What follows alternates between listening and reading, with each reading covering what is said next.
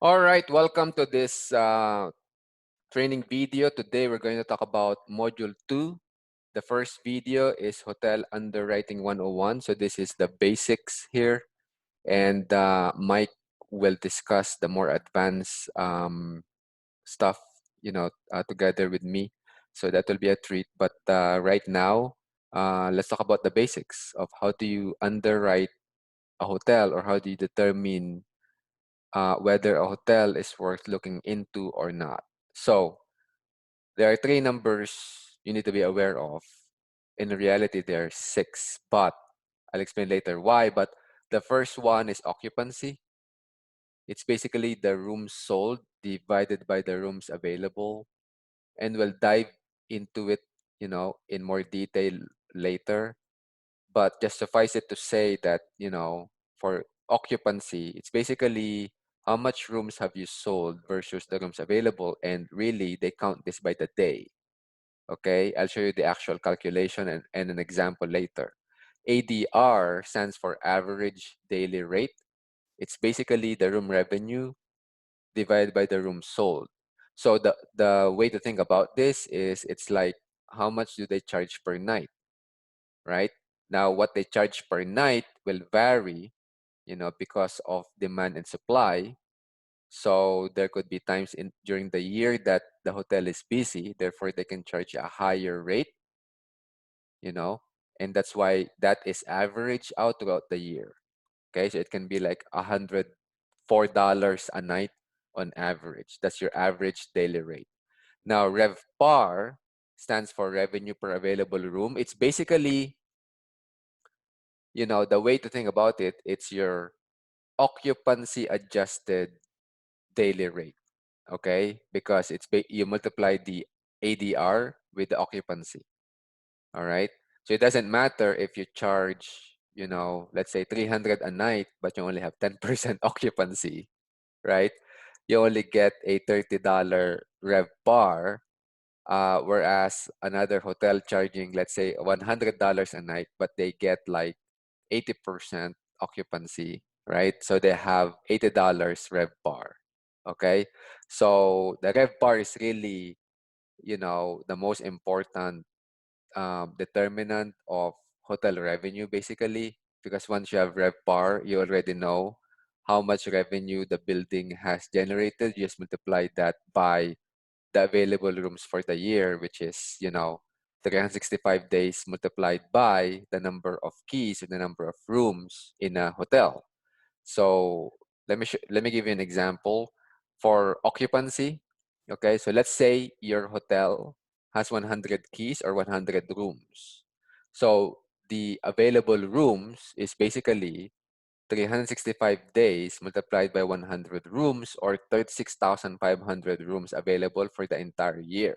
Okay, so if the hotel has sold 21,100 rooms for the entire year, all right, then the occupancy, okay, is 60%. So that's a trailing 12-month occupancy, that's 60%. All right.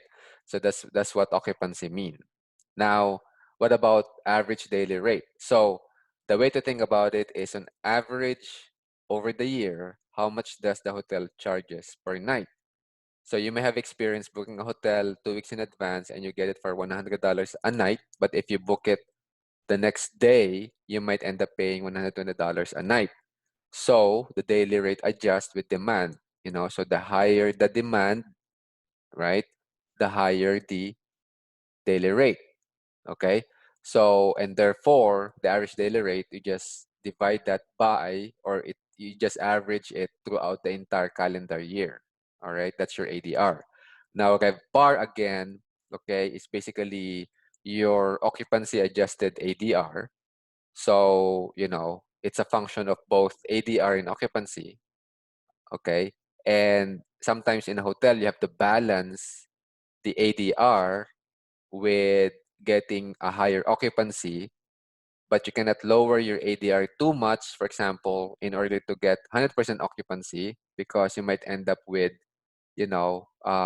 way well below the rev par that you want. So let's say you were operating at you were charging, let me just give you like an extreme example to illustrate the point, okay? Not that you will do this in a hotel, or not that Mike will do this in a hotel, but let me just give you an extreme example. So let's say you were charging $300 per night, right? And you're only getting 10% occupancy. Therefore, your rev par is $30 per night, which is terrible, okay? Now, you decided that I want to get like 100% occupancy. So now you charge $30 a night. Then yeah, you get 100% occupancy. Okay. But still the end result is the same. You still get $30 rev par. But what if, you charge, let's say $100 a night, all right, and you get 60% occupancy, not 100%, but you get 60%, but 60%, okay, multiplied by $100 a night, that means you get $60, rev par. So you double your rev par by increasing, by decreasing it from 300 a night to $100 a night. Okay, not going all the way down to $30 a night, because that's just crazy, right? But you're able to generate higher rev par by decreasing the ADR from 300 to $100 a night. So that's just an example. It's unlikely that that will happen. That you have an example like that, but that illustrates the point that you have to balance the two, meaning ADR, in order to, so you have to tweak the ADR, lower it, increase the occupancy, but not lower it too much that the RevPAR is too low. Okay, that's the whole point. Now, how do you know whether a hotel deal is a potentially good deal or not? Okay, and this is why I said, yeah, the three numbers are important, but really you need to know six numbers, okay, not just three numbers. All right, why is that? Because you want to know the index, okay, of the hotel compared with its comp set, and later on I explain what a comp set is. So more specifically, you need to look at the ADR, or ADR index, okay, average rate index, ARI. You have to look at the occupancy index, otherwise known as the market penetration index. And you need to look at the revenue, I guess, RGI, I think it's revenue generation index or whatever, or revenue gross index, okay? But the point is you compare a hotel with its competition. That's basically the point. So, and that competition is your comp set. Okay, so the comp set or comparable set are hotels comparable to the subject property, similar in size or as close as possible, in the same vicinity or location. So you can't compare a hotel in Iowa with, a hotel in New York, downtown New York City, right? And treat that as the comp set. No, it just doesn't make sense, right? Because hotels are very location specific, right? So there are locations where hotels are high in demand and locations where hotels have very low in demand. All right. So basically, you want hotels that are comparable to the subject property. So meaning if a hotel that you're looking at has 200 keys, you can't look at hotels that only have 50 keys, okay, or 50 rooms. All right. So you have to compare it also. Let's say you can compare a hotel you're looking at if it's a Marriott, okay, and you're comparing it to Motel 6, all right? Those are not comparable in terms of the franchise or the flag, all right? So the index is basically you divide the subject property or the subject hotel's numbers with the average of the comp set. And then you ask questions like, what's the typical index for the flag of the property? So for example, if you're looking at a Marriott, okay, and when you look at, that particular property that maybe you want to convert to a Marriott, okay, and the market penetration index is lower than what a Marriott will command, right? Then that can be an opportunity. Okay, because what you're asking here, what you want to find out is the hotel we're evaluating lagging or leading the comp set? Okay, because if it's lagging the comp set, that can be an opportunity, because if you can bring the subject hotel comparable to the comp set, all right, then, or comparable to the flag of the property, then that can create, okay, massive increases in revenue. And once you increase the revenue and therefore the overall income or net income of the property, that will substantially increase, okay, the value of the property. So let me give you an example, with actual numbers so that you'll see. So here's an actual hotel opportunity that Mike and Nate look at. So 204 keys or 204 rooms.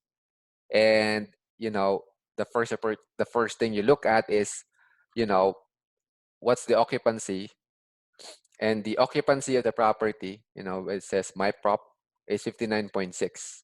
So 59.6% multiplied by the ADR, all right, which is average daily rate, which is 134.76, which is leading the comp set, all right. So you multiply that, and then by the 204 keys and 365 days, you already know the revenue of the hotel, which is pretty much close to $6 million. All right. But you can see here there's an opportunity already, okay, because the occupancy is lagging the comp set. And I'm jumping ahead of myself, but let me show you. So the subject hotel's management is not doing a good job managing its occupancy, because for its current flag, it's lagging the comp set. The market penetration index or occupancy index is 103, all right, supposedly. However, for the flag, however, the actual MPI or market penetration index is only 89.7. Okay, so if there's a way for us to achieve that occupancy, all right, then we can create substantial value. And let me show you how much substantial the value creation becomes when you are able to increase the occupancy comparable to its flag. Okay, so if you multiply 66.4%, which is the occupancy of the comp set, by 103, because 103 is the market penetration of the flag for that building, supposedly. Okay, so therefore the occupancy, the opportunity to increase occupancy, can go from 59.6%, which is where it is right now, to 68.4%. Okay, um, we should be able to increase the occupancy all the way up to 68.4%. Okay, so if you look at it, all right, now what will happen is, if you increase the occupancy to 68.4%, the overall room revenue will increase from just under $6 million to almost $7 million. Okay, almost $6.9 million. All right, that's a $880,000 upside just from the room revenue alone. We're not talking about other sources of revenue that the hotel has, that that are way lower than what it should be. This is an actual hotel deal that Mike and Nate look at. All right. So, but if you think about it, if you only achieve 85% of the increase in the upside of the room revenue, so let's say you charge less than $135 a night. Let's say you only charge 85% of that, right? Then you can see, and then you divide this by the cap rate, and cap rate is capitalization rate. Same concept that you guys learned in video in module number 1 for apartments, right? Hotels are also evaluated based on cap rate. Their valuation is also based on cap rate. And the nice thing about hotels is that their cap rate, their cap rates is actually higher than apartments. Okay, because in a way they're perceived as riskier assets. Okay, but if you know what you're doing, actually a high cap rate asset is actually good, because then it means you're generating a lot of revenue for every dollar that you spend in order to acquire that asset, right? So if you divide 880,000, you multiply that by 85%, and you divide it by the cap rate, which is 8%, there you go. You just increase the value of the building by over $9 million, $9.35 million to be exact. Okay, so that's huge considering, the amount of investment for this particular hotel. All right, so that's basically how you underwrite. So underwriting 101, you don't make a decision that you will buy the hotel for sure based on underwriting 101. However, based on underwriting 101, the principles and the tactics you've learned here, now you will determine whether a hotel is worth looking into or not. Then you go to hotel underwriting 202, and I will together with Mike discuss that with you in the next video. All right, so see you in the next training video.